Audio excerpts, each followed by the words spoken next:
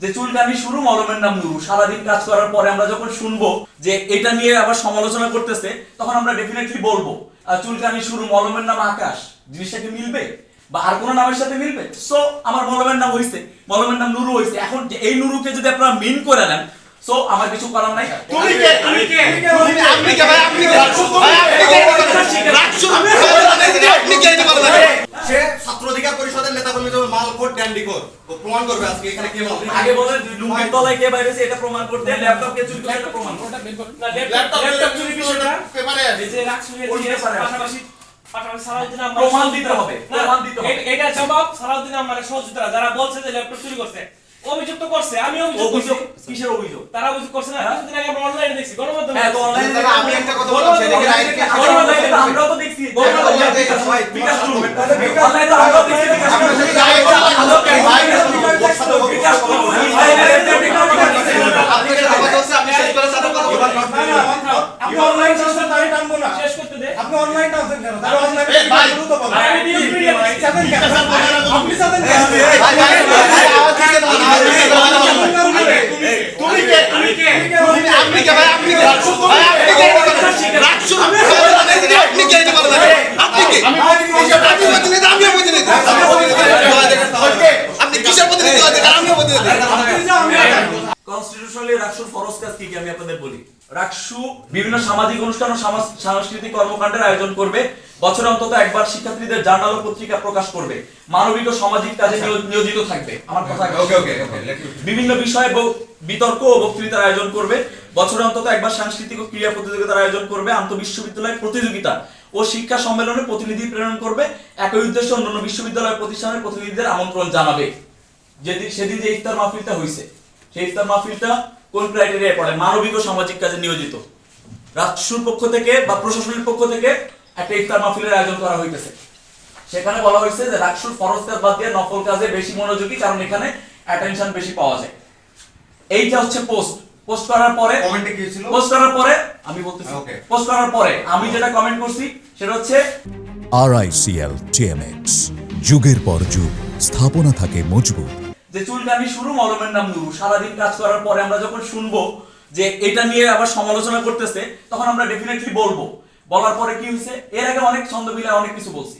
এখন আমি যদি বলি যে চুলকানি শুরু মলমের নাম আকাশ, জিনিসটা কি মিলবে বা আর কোন নামের সাথে মিলবে? সো আমার মলমের নাম হইছে, মলমের নাম নুরু হইছে। এখন এই নুরুকে যদি আপনারা মিন করে নেন, সো আমার কিছু করার নাই। এবং আমি এত কিছু মানে ভাববো না, আমি কখনো মানে বলিও নাই যে এই নুরু বলতে আমি ওই নুরু ছাড়া আমি আর কাউকে চিনতেছি না। তারপরে সে বলছে যে এই নুরু যখন আন্দোলন করছে সেই প্রাসঙ্গিক করে তুলছে। এই নুরু যে যখন আন্দোলন করছে তখন তোমরা লুঙ্গির তলে ছিলা।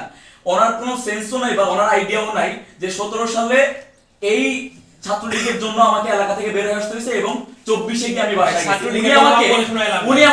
উনি আমাকে ছাত্রলীগের লুঙ্গি তলায় বলতেছে।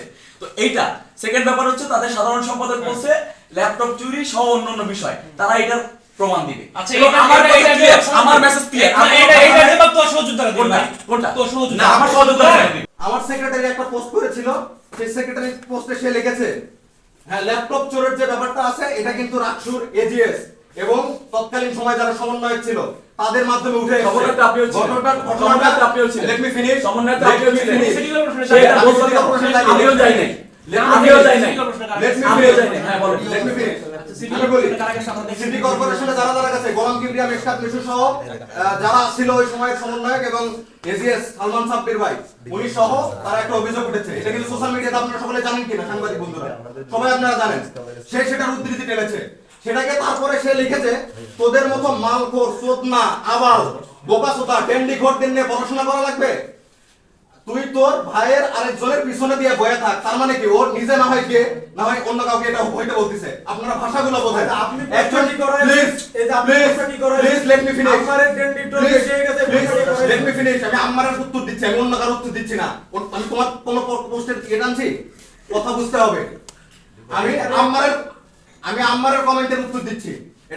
এটা রাজশাহী বিশ্ববিদ্যালয়ের নির্বাচিত জিএস সেই কমেন্ট করেছে। একজন বিশ্ববিদ্যালয়ের শিক্ষার্থীর মেন্টাল ক্যাপাসিটি আপনারা চিন্তা করেন এই পরিমাণ আমি শেষ করে দিব। এটা আমার দপ্তর। তাদের মালখোর চোদনা আবাল বোকাচোদা ডেন্ডিখোর। এখানে কে ডেন্ডিখোর আছে? এটা আমি যারা রাজনীতি করার জন্য কোনো টপিকস খুঁজে পায় না, তারা ইচ্ছাকৃতভাবে খোঁচাখুচি করতে চায় যাতে রিয়্যাক্ট করা হয় এবং সেটাকে নিয়ে যাতে তারা রাজনীতি করতে পারে। নুরু এখানে রেলিভেন্ট ছিলই না, নুরুর প্রশ্নই আসে না। সে তার দল, আমি এগুলো কথা বলতেই চাই না, সে তার দলের সাথে ইয়া করে বা যেটা করে হোক না কেন সে হয়েছে, আমি ভাবলাম দেশে প্রতিমন্ত্রী হয়েছে বা তাকে রেলিভেন্ট করার আমার প্রয়োজনই নাই এবং আমি তাকে করতেছিও না। সো এই জায়গা থেকে আপনারা খুব ভালো করেই জানেন যে কি কমেন্ট করা হয়েছে এবং সে কমেন্টে সে ওই একটা জিনিসকে টেনে এনে যে তুমি আমার নেতাকে এই করছো কেন, ওই করছো কেন, মানে টাচ করবি না পলিটিক্সের মতো হয়ে গেছে আর কি। সে, আমি আপনাদের কনস্টিটিউশনালি দেখাইলাম যে কনস্টিটিউশন অনুযায়ী রাকসুর ফরজ কাজ কোনটা। এখন আপনি বলতে পারেন যে একজন প্রার্থী হিসেবে আমার ইশতেহারটা আমার ফরজ কাজ, প্রার্থীর ফরজ কাজ বলতে পারেন, কিন্তু রাকসুর ফরজ কাজ কিন্তু রাকসু করতেছে। তাদের কালচারাল মানে কম্পিটিশন বলেন বা যে করা দরকার, এখানে তো কনস্টিটিউশন আছে, সেটা অনুযায়ী রাকসু অবশ্যই কাজ করতেছে। তাদের ইশতেহার অনুযায়ী অবশ্যই এই জায়গা থেকে গ্যাপ আছে। তো এই জায়গায় উনি যখন এটা বলছে তখন এটাকে টেনে এনে উনি বিভিন্ন ধরনের এই মানে রাজনীতি ক্যাম্পাসে তো ছাত্র অধিকার পরিষদ কি, কারোরই তো রাজনীতি নাই এখন, কেউই তো রাজনীতি করতেছে না, সবাই রাজনীতির মাঠে নীরব। তো নিজেরা একটু অ্যাটেনশন সিক করার জন্য এই পরিবেশটা সৃষ্টি করার চেষ্টা করছে। তো যাই হোক, মানে এটা টোটালি এটা মানে তাদের জায়গা থেকে এবং অনেকগুলা কথাই আসছে, এগুলা নিয়ে কথা বললে অনেক বেশি হয়ে যেত।